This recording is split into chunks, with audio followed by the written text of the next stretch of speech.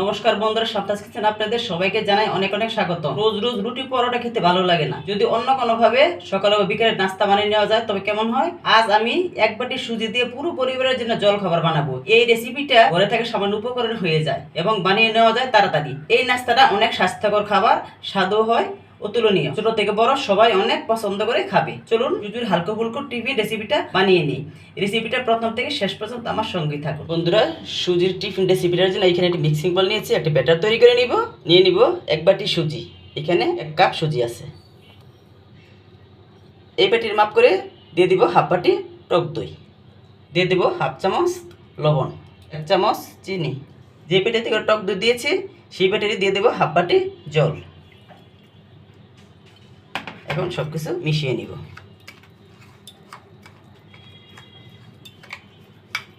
আর একটু জল লাগবে। এখন ভালোভাবে মিশিয়ে নিব।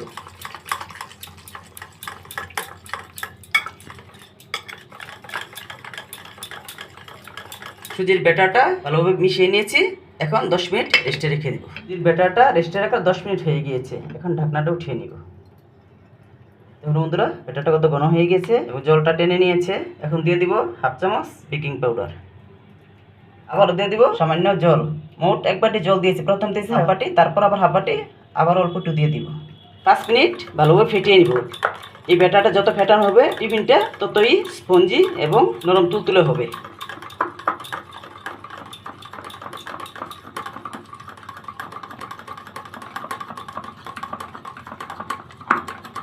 সুজির ব্যাটারটা 5 থেকে 6 মিনিট ফেটিয়ে নিয়েছি। আপনাদের ঘনত্বটা দেখিয়ে দিচ্ছি, এরকম হয়েছে ঘনত্বটা। এখন আরও কিছু উপকরণ দিয়ে দিব হাফ চামচ জিরে, ধনেপাতা কুচি, টমেটো কুচি,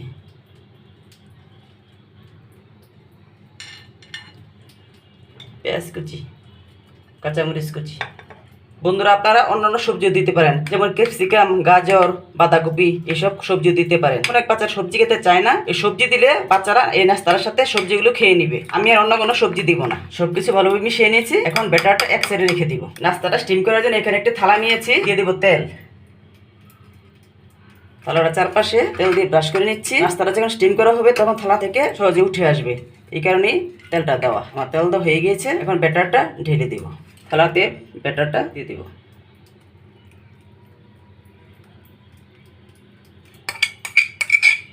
ব্যাটারটা দিয়ে দিয়েছি। এখন একটু ঝাঁকিয়ে নেব, ভিতরে যদি কোনো বাতাস থাকে তাহলে বেরিয়ে যাবে। এখন স্টিম করে নিব। নাস্তাটা স্টিম করার জন্য চুলায় একটি কড়াই বসিয়ে দিয়েছি, দিয়ে দিব জল।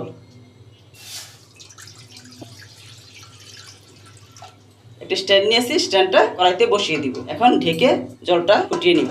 জলটা ফুটিয়ে গেছে, ঢাকনাটা উঠিয়ে নিব। এখন স্ট্যান্ডের উপরে থালাটা বসিয়ে দেব। স্ট্যান্ডের উপরে থালাটা বসিয়ে দিয়েছি। এখানে একটি ম্যাজিক মশলার প্যাকেট নিয়েছি, ওর দিয়ে এই মশলাগুলি ছড়িয়ে দিব। আর এই ব্যাটের উপরে চাট মশলা দিতে পারেন। এখন আবারও ঢেকে দিব।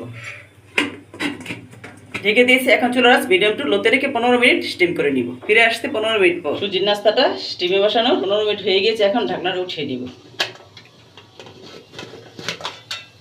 দেখুন বন্ধুরা, কত ফুলে গিয়েছে। এখানে একটা টুথপিক নিয়েছি, এটাতে চেক করে দেখব। কাঠিটা একদম পরিষ্কার এসেছে, তার মানে নাস্তাটা আমার হয়ে গিয়েছে। এখন নামিয়ে ঠান্ডা করে নিব। বন্ধুরা, নাস্তাটা ঠান্ডা করে নিয়েছি। এই যে হাত দিয়ে প্রেস করলে নাস্তাটা উঠে আসছে। একটা থালা নিয়েছি, থালাটা তার উপরে পুর করে দিয়ে উল্টে নিব। দেখুন বন্ধুরা, নাস্তার কত সুন্দর উঠে গেছে। এখন উল্টে নিব। আবার কতটুকু নরম তুলতুলো স্পঞ্জি হয়েছে তা আপনাদের কেটে দেখাচ্ছি। এখানে চাকু নিয়েছি। দেখুন বন্ধুরা, কত স্পঞ্জি ও জালিদার হয়েছে এবং নরম তুলতুলো হয়েছে। ডিজাইন করে কেটে নিব।